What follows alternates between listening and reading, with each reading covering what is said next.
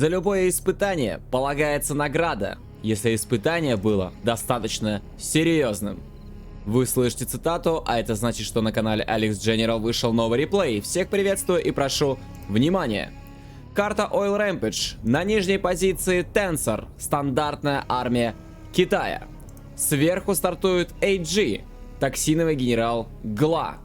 После просмотра попрошу вас написать комментарий, поставить лайк. Те, кто не подписался, подписывайтесь и бейте в колокол. Если есть желающие поддержать проект материально, то в описании есть вся необходимая информация. Выражаю огромную благодарность за вашу поддержку.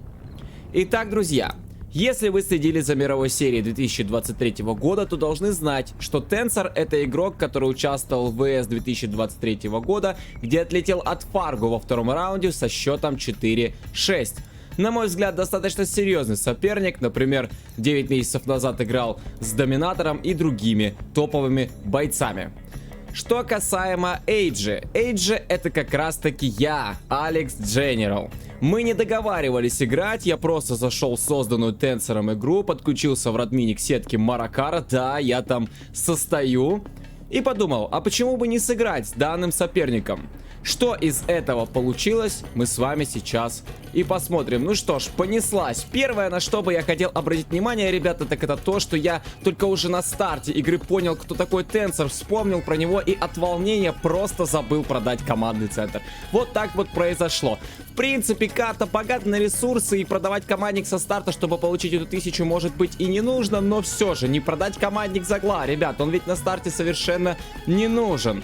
Но вот так вот получилось. Побежал от меня рабочий сюда на холм ставить на Ро, а тем временем Tensor отправляет направо свой дракон и просто начинает со старта уничтожать мне вышку. Есть у меня танк Скорпион, который сейчас будет с драконом сражаться. Здесь свыше есть ракетчики, как раз вот отсюда с норки они вышли. Начинается захват вышки справа, но вышку все-таки я одну теряю. Дракон идет дальше. Скорпион пытается все-таки с ним как-то сражаться, противостоять ему, уничтожить. Ракетчики помогают. Дракон все-таки у Тенсора сливается, но вышку он мне захватить не дал. Плюс одну уничтожу. Слева здесь побежали красногвардейцы на перехват. Вышки уже в центре на мейне у меня захвачено. Но есть здесь токсиновый ребель, который уничтожает красногвардейцев. Но дракон слева.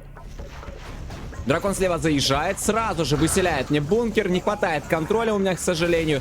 Также ребель токсиновый уничтожается. Попыталась здесь норка до дракона достать. И сжигается еще одна вышка. Есть у меня, конечно же, танк Скорпион. За Токса это универсальное оружие, как против пехоты, так и против техники. Дракон уничтожается, но вышка минус. 2 вышки со старта я уже потерял. 3 пока захвачены. Слева захватывается 4-я. Также нефтеперерабатывающий завод. Ну и нужно, соответственно, захватывать следующую. Ну и справа бы не мешало здесь вышку захватить. 2 сапплая работают. Готов 2-й военный завод. Слева также сапплай установлен. Дракон идет через центр, но здесь есть и норка, и есть 2 танка Скорпиона. И дракон Тенсору уничтожается. Справа 2 танка Скорпиона пошли в атаку, но здесь есть 2 дракона. Я решаю просто их начать уничтожать, но они с 2 сторон начинают сейчас разжигать стену огня, поэтому эти Скорпионы, по идее, должны погибнуть. Минус 1 дракон, а вот на 2-й, возможно, не хватит все-таки хп моих Скорпионов. Да, и дракон выживает. Мои Скорпионы, к сожалению, погибли. Что же касаемо Тенсора. У него есть 2 военных завода, спамятся ракетчики, садятся в бункер, вышки вовсю захватываются. 3 вышки на мэне в центре есть, слева также 2 вышки захвачены. И справа, посмотрите, тоже все вышки уже вместе с нефтепереработкой Тенсор захватил. Работает намного быстрее меня, конечно же. Все-таки игрок более серьезного уровня, чем я. Мой уровень, наверное, просто никакой. Но, может быть, конечно, что-то я и умею, но против Тенсора, возможно, этого и не хватит. Военный завод справа, 2 военных завода слева. Ну и спамится потихоньку армия. Что же касаемо меня, я же ухожу в деф, я начинаю выставлять оборону. Я решил, что я буду работать через оборону, выходить в скатштормы и в черные рынки. 3-й военный завод, то есть также я буду планировать создавать армию наземную, чтобы проводить атаки. Нужен, конечно же, в скором времени уже дворец, так как уже 5-я минута прошла, уже нужно бы его разворачивать. Тем более, что денег-то хватает, карта достаточно богатая на ресурсы. И вот как раз таки каркас дворца. В принципе, по времени все идет даже неплохо. 2 дракона справа. На пути вышка, норки, есть также сапплай. Вот здесь бы не мешало бы добавить хотя бы еще одного рабочего. 3 рабочих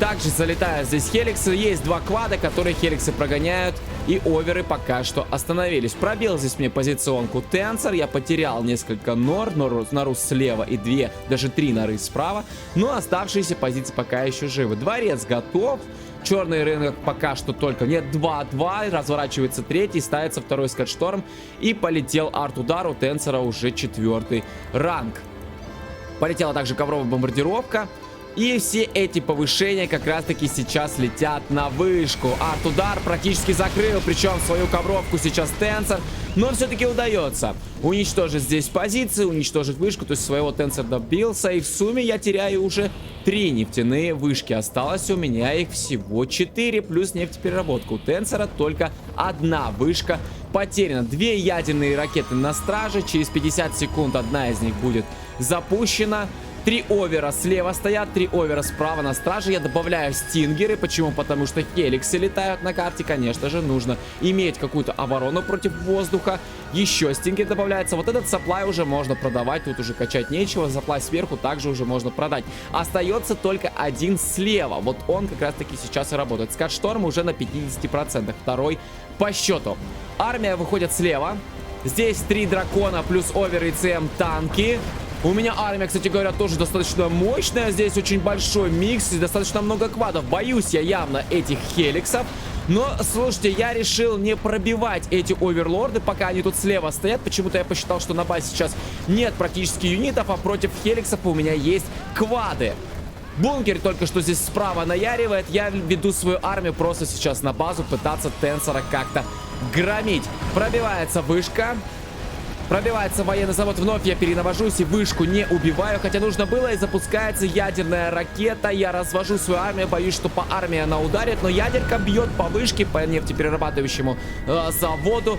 Но вот одна из вышек практически на нулях все-таки выживает, и уже 3 вышки у меня остается, а рынков не так уж и много. Хеликсы тем временем у Тенсора падают, потому что у меня достаточно много квадов, армию нужно собирать воедино, а здесь мною был с помощью ребелямбуша выселен бункер по экспоинтам. Кстати говоря, Тенсор все-таки выходит вперед, меня опережает. Я на всякий случай заранее уничтожаю Кэннон, чтобы он мне по армии не вдарил. Дальше захожу вглубь базы, 2 военных завода плюс хеликсы Тенсору уничтожил и пробиваю вышку. И вновь, смотрите, еще один кринж в моем исполнении. Я не знаю, как это произошло, но армия, оставшаяся, просто уходит на базу и уничтожается путем оверлордов. Еще и часть передавливается. 2 оставшихся танка Скорпиона просто уходят на базу. И вновь ковровая бомбардировка.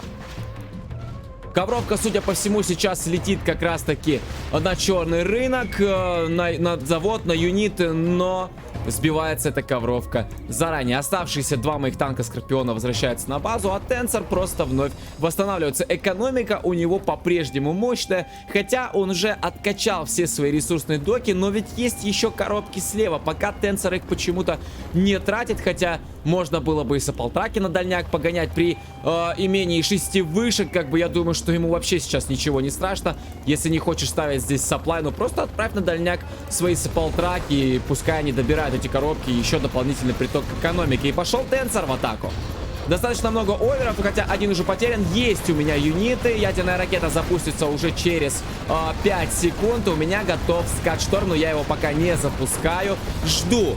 Но оверы отступают. Один я уже Тенсору забрал. Скорее всего, заберу сейчас еще один. Вот этот каленый было бы неплохо забрать. И запускается ядерка. Вопрос, куда она ударит. И она ударяет прямо по моим юнитам. Я решил отступить. Причем я ведь думал о том, что ядерка все-таки вдарит мне по армии.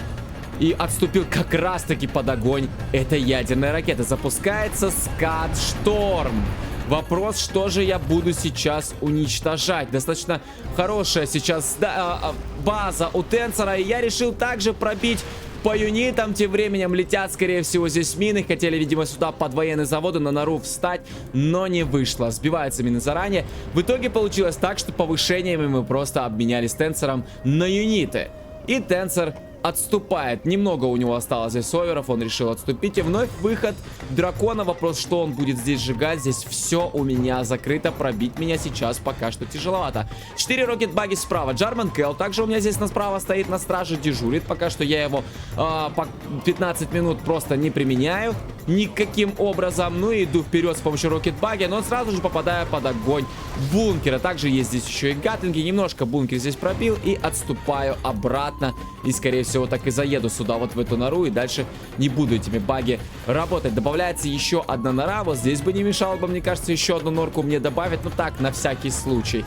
Запускается арт-удар. Еще один добавляется черных рынок. Рабочих на данный момент черных рынков 4, справа 5, это будет 6 и слева 7. Ну, надо бы еще 3 построить, и было бы неплохо. И летит ковровка. Летит ковровка по черному рынку, по позициям. Разлетается также и дворец, но до конца не закрывается. Но, тем не менее, дворец будет отстраиваться, а я пока что не смогу строить черные рынки, строить скат-штормы и выводить рокетбаги. И вот только сейчас, на 16-й минуте, у меня появляется радарный фургон. Я только сейчас заимел мини-карту в активе. А Тенцор тем временем еще и построил себе центр интернета. Неужели начнет просто выводить сейчас хакеров и каркас 3-й ядерной ракеты? Ребелямбуш от меня слева. Я решил перехватить пропаганду, перехватить филд. Посмотрим, как это получится. Но ведь есть же хеликсы. Есть хеликсы, есть Тенцор, который достаточно серьезный, и я должен понимать, что такого уровня игрок просто не даст мне совершить подобную вещь, подобную хитрость, да, и просто сейчас с помощью хеликса с гатлингом уничтожаются все мои ребеля, и захватить ничего не удается. А Тенцор, да, он просто сейчас спамит вовсю своих хакеров, заводит их в интернет-центр и будет еще и отсюда добывать. И вдумайтесь, у него до сих пор 6 вышек. Уже 18-я минута пошла, и у него до сих пор 6 вышек. Прекрасная экономика. Но вот эти коробки, конечно, меня очень сильно смущают. Но вот наконец-то Тенцор решил все-таки эти коробочки себе забрать. Еще один хакер вывел.